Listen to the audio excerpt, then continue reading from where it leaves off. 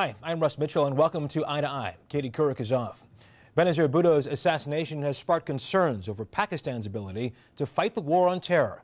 David Martin spoke to one of Bhutto's advisors about the lack of security provided to the slain opposition leader. I am very concerned that the level of security was not as good as it ought to have been.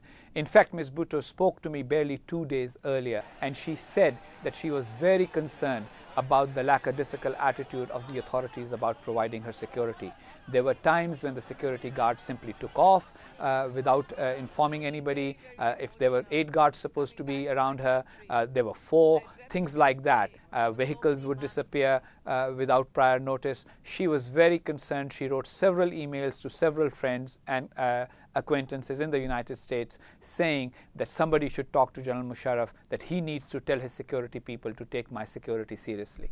I personally spoke to several people in the US government to try and persuade them to persuade General Musharraf that he should allow her international security consultants paid for by her.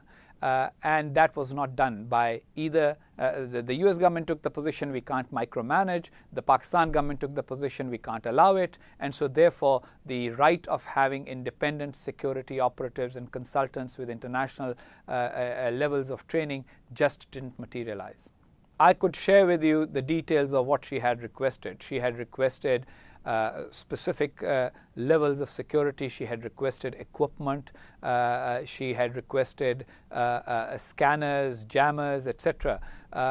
And most importantly, she had requested sharing of information about specific threats, and none of that was done.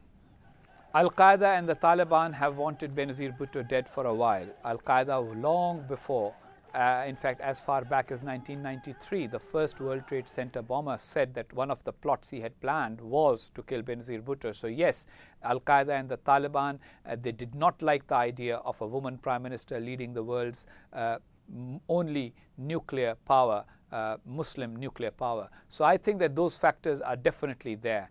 And I don't think that there is any doubt that this was the action of terrorists. That said, could there have been better security to minimize the danger to Ms. Bhutto's life? Definitely. And that was certainly an area which was neglected out of political considerations and cynicism on the part of Pakistani authorities.